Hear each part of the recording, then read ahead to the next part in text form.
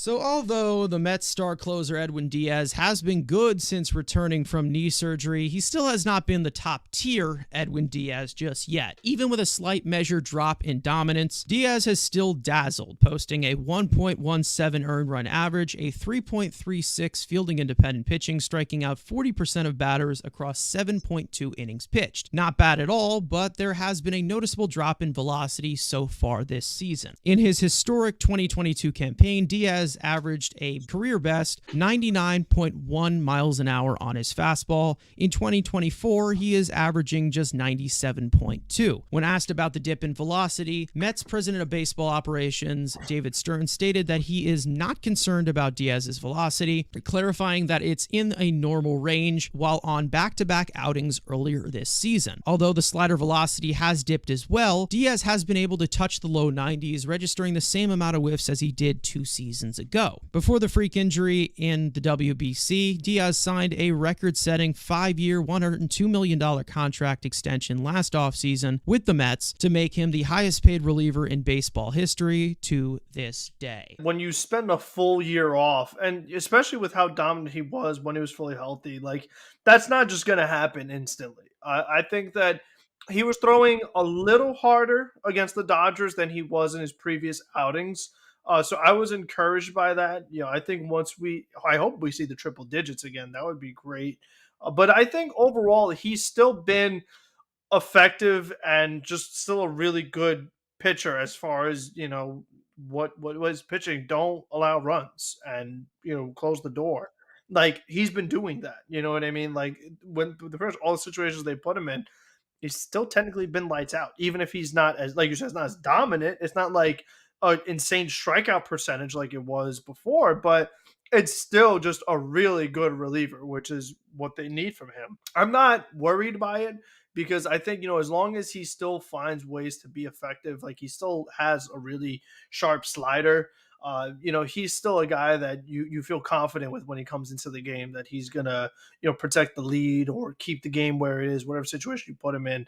And what I've also liked is the Mets, the way they've utilized him.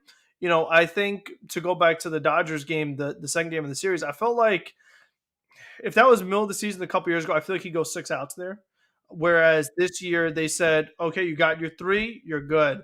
And I think they've been smart with, not having him pitch like a ton of days in a row. Like, I just feel like they've been just kind of really working him back in a very good way. I've really liked the way they've used him. He's had to warm up more than I would like. I'm looking at guys like Jake Diekman, stop walking, people up 5 runs and things like that. He's had to get warmed up a little too much into games that he wasn't supposed to be brought in. But I always go back to it. When Yohan Lopez had a huge lead against the Braves, Edwin Diaz still had to come to those games because the guys the Mets had couldn't get out of it. This bullpen is better overall than that team a couple years ago, to where these guys are able to get out of it.